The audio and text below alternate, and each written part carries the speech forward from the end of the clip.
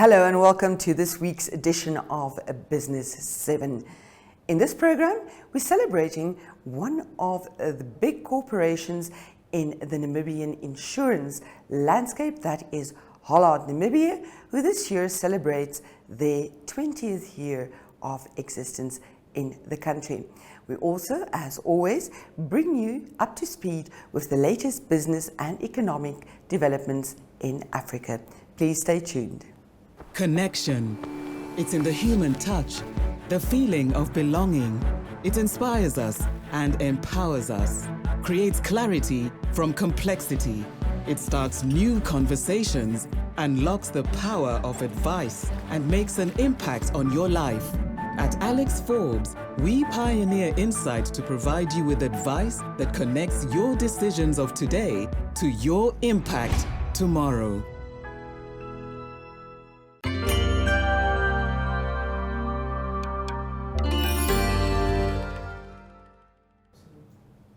Energy giant Shell has thrown its weight behind companies to build mini solar power systems in the DRC and Nigeria. This report by Reuters.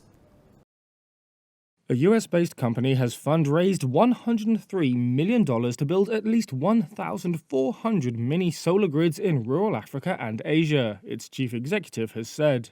Manoj Sinha said Husk Power would invest two-thirds of the new funds in Africa, with plans to expand into Democratic Republic of Congo. Have a decent sized footprint in DRC as well by utilizing this new funding. But our focus is going to be India and Nigeria, where we are going to increase our footprint from 200 to 1,500 mini grids. The money was raised from existing equity holders Swede Fund and Shell Ventures, Shell's venture capital arm. Shell is among oil majors who have long faced legal challenges over oil spills in Nigeria's Niger Delta, which they mostly blame on sabotage and vandalism of pipelines and illegal refining. Claimants have alleged that Shell oil spills have contaminated drinking water, destroyed farms, and harmed aquatic life. Husk said its funds had also been raised from new investors, including a French infrastructure investment vehicle and the US International Development Finance Corporation. Nigeria suffers from chronic power shortages due to a dilapidated transmission grid and generation constraints. Its 200 million population is often reliant on petrol and diesel generators. Sinha said the new funding, focused on Nigeria and India, would connect 300,000 households and small businesses to mini grids. The growth rate in Nigeria is going to be astounding, much bigger than what we are planning to do in India. Mini grids are made up of small-scale electricity units typically ranging in size from a few kilowatts up to 10 megawatts, enough to power hundreds of households.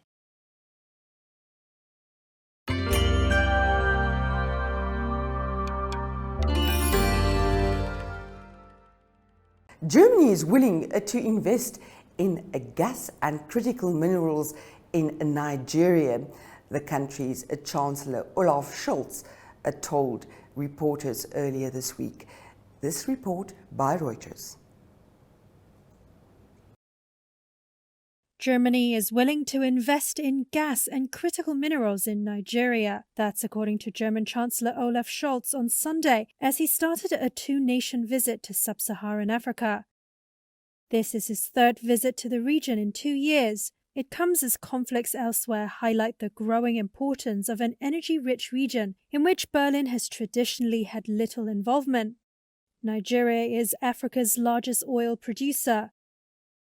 On gas, Scholz welcomed Nigeria's efforts to expand its LNG capacity. Nigerian President Bola Tinubu said he had a very deep discussion on the issue of gas and encouraged German businesses to invest in pipelines in Nigeria. Nigeria is also seeking to woo investors to its mining sector, which has long been underdeveloped, contributing less than 1% to the country's gross domestic product. Without giving details, Scholz said there was also a willingness from German companies to build railways in Nigeria. That sector is currently dominated by Chinese companies, which have won contracts to expand rail lines in Africa's biggest economy. Every day, you make choices that make you legendary. Journey together with us on the path to securing your legacy as a member of the League of Legends. With the Select Platinum Bundle Fee Premium Bank offering, you will access tools that will enable you to thrive. If you earn 850,000 Namibian dollars per annum or more, you can apply for this offering today via bankvintage.com.na for only 447 Namibian dollars per month. Bank Vintage, a member of Capricorn Group.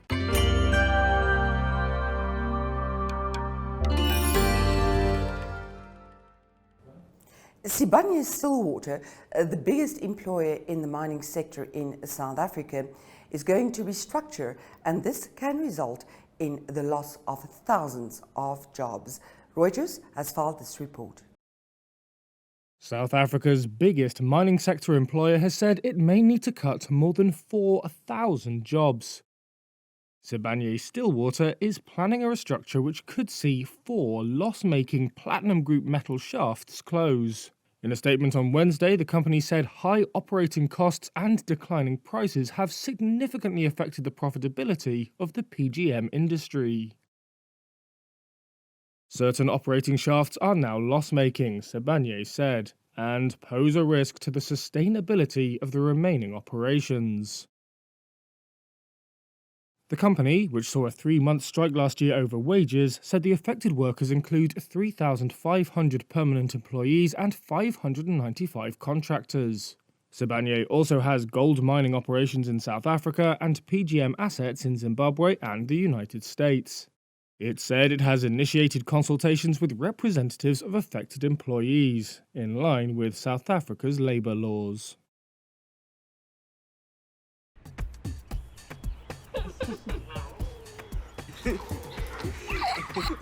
Let me show you something.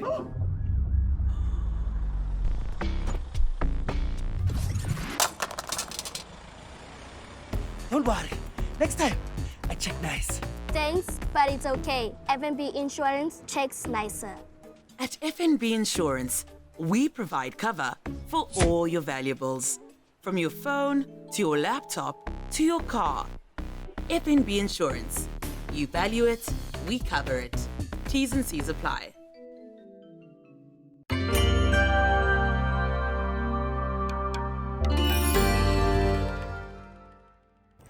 Surviving as a Namibian company in the tough landscape of insurance is no small feat. Joining us in the studio to celebrate 20 years is the Group CEO of Hollard in Namibia, Jaco Lamprecht.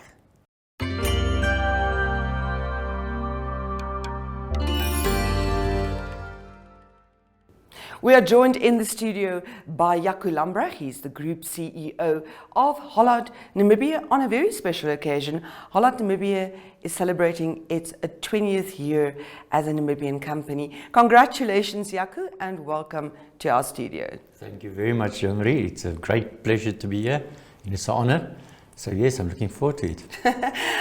You also brought out a special booklet to celebrate your 2 decades of business in Namibia. And there's a very interesting quote in the booklet. It says that in 2003, a group of like-minded enthusiasts decided to form Hollard Namibia, and what you wanted to do was you wanted to challenge the existing industry norm in the country. Tell us about what the existing industry norm was back then. Yes. Thanks, Jean-Marie. I think looking back then, the financial services sector as a whole was largely dominated by South African players. And back then, it caused significant frustration for us as, as players in the industry, for our clients. We work roughly on that about 2.6% of the South African economy or the South African population is normally the size roundabout of Namibia. So what we tend to find as these larger South African players They develop their systems and their products and their service delivery models pretty much based on something that works for them on that side, but which is not necessarily optimal for us here in Namibia. So from the outset, our view on this was we wanted to set up an insurer that's set up by Namibians, for Namibians. We've developed our own in-house systems. We do our own pricing. We've developed our own products. We've developed our own service delivery models. Everything that you'll experience here in Hollard, Namibia, was locally built and developed. We run the business completely independently. That doesn't mean we've declared independence from the wider group, everything, but it's a privilege for us to be part of a global group like Hollard. The support is there should it be needed. Obviously, it also makes it a little bit easier. The wider group are just closer to global development, so definitely there's definite advantages for us to be part of a larger group. But principally, our business are run by locals, set up by locals. We're not faced with the typical challenges that corporates Namibian entities that's related to larger international groups are faced with. Smallish type of mandates and things like that. Those are just things that we don't have. So long story short, this is a business that's set up for Namibia by Namibians. That is absolutely wonderful to hear, because I think a lot of Namibians, when they are confronted with large corporations in Namibia that are affiliated to South Africa or elsewhere in the world, and it is extremely frustrating. Every time that you approach them with the problem, the default answer is, oh, but we must first phone South Africa or find out what South Africa's got to say about this. So it's wonderful that we have a totally locally run business in the country. But that being said, it must have been a tough journey for you guys, because you went up against some really, really established giants. Tell us about your journey and some of the milestones that you've experienced over the past 2 decades. You are absolutely right with that.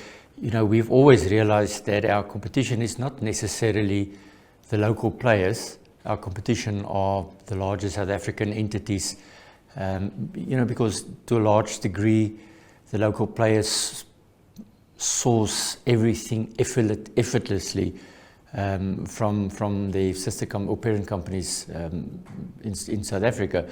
So we knew that it would be challenging, and more so from a cost perspective than anything else. To set everything up locally and build and develop everything locally is definitely a more expensive business model than being able to source most of the IP from the parent company.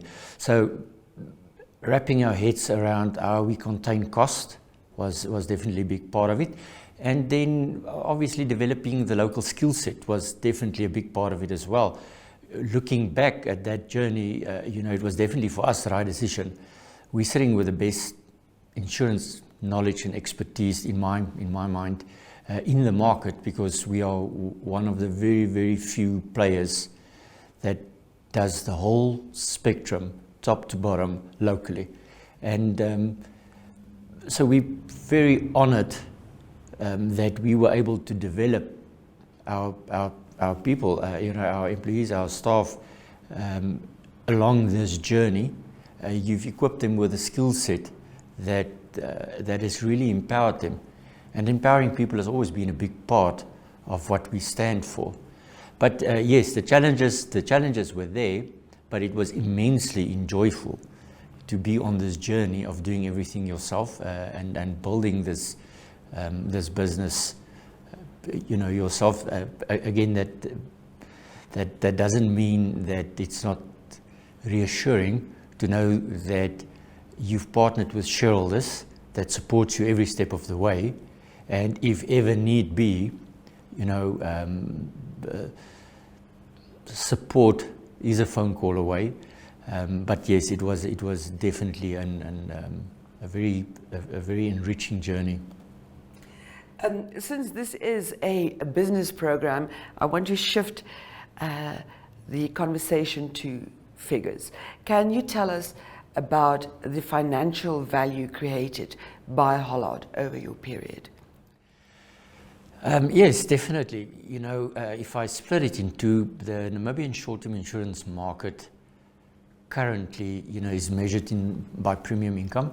So the total Namibian market currently sits at about 3.8 billion rand in premium income. So it is a relatively small market.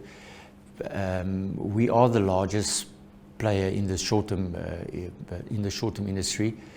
We would do just about just over R1 billion in premium income. Loosely, that translates to, if we look at policyholder base, about 1 in every 3 businesses in Namibia is insured with us, and about 1 in every 4 households in Namibia is insured with us. The Namibian short-term insurance market has traditionally always been a very healthy market to participate in.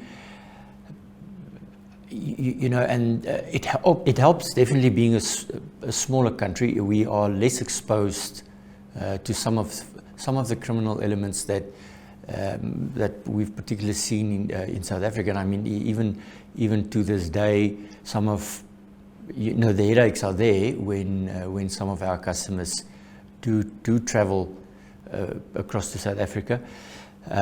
But yes, from the short-term perspective, our business has done immensely well. On the life side, again, we've started the life business about 10 years after we started the short-term business.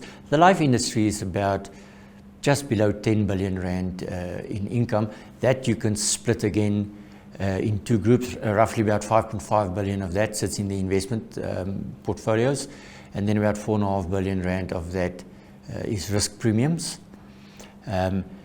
We've started our life business focusing on funeral as a startup. Currently, I believe we are probably the largest player in the funeral sector as well, in a relatively short period of time.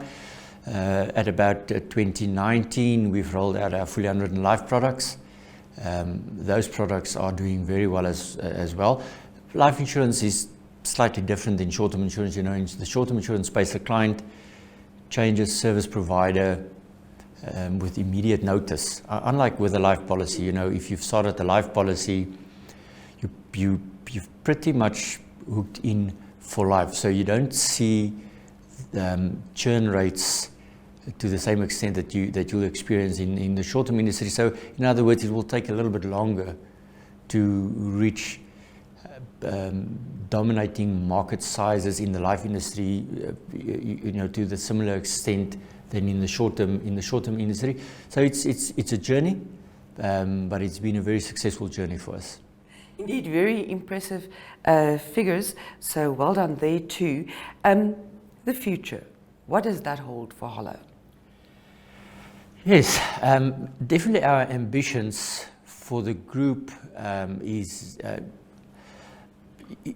to be a player that plays a little bit wider than just the insurance industry in this market. So we are currently exploring various other avenues within the financial service sector. The idea is to set up a financial service institution that can cater for most of the needs of our customers in the financial service sector. So we've got big ambitions in to significantly expand our footprint and our service delivery models. For us, again, it's about developing our people along this journey as well. Because of our philosophy of building things locally and doing things locally, we definitely found over the years that you've empowered you've empowered your employees significantly. So that remains a cornerstone of the journey for us, is to take our staff along on this journey as we set out to grow our business, and then definitely contribute to the communities that we participate in and that we operate in. You know, we are passionate about Namibia. We are Namibians, all of us. I'm speaking under correction, but I think we employ currently within the group one person on a work permit, and that's in a very specialized field. Other than that, we're Namibians. So we're passionate about our country. So this is about developing the country in the process as well. And if I'm correct, then the 3rd of November is the big day. That, of course, is also this coming Friday. What are your plans for that day? Well, it is going to be a massive celebration.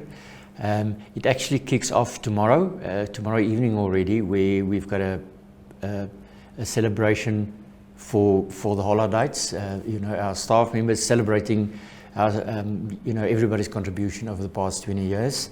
So we're immensely looking forward to that as a start. And then Friday night is going to be really special. I can't say too much yet. There's some secrecy about it. The venue is secret, and there's a lot of effort that's gone into that. I've seen the photos now basically on an hourly basis as the site are being established, and everything is getting ready for the big function. We've got a couple of bands that's flown in, and there's numerous local artists that'll be there as well. But the theme is celebration. You know, we want to celebrate Namibia. We want to celebrate our birthday.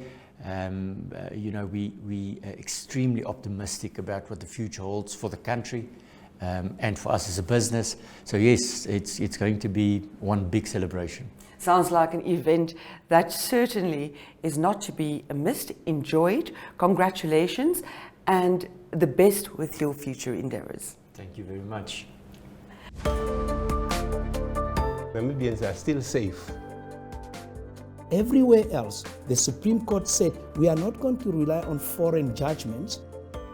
By all means, we try to not make journalists public figures, but at the end of the day, they are. Very good evening. My name is Tewan Jabala, your host. With their Protestant offsprings. But the implementation, like she says, is another thing. Welcome to What's Cooking, where culinary passion meets expert insights. Somebody must really want to cook and want to cook good food. Immerse yourself in the bustling world of professional kitchens as top chefs create mouth-watering dishes. Join us for in-depth interviews as our host explores the experiences and expertise of our guest chefs. Don't miss out. Tune in to What's Cooking on NTV every Friday at 2100 hours and let the culinary adventure begin.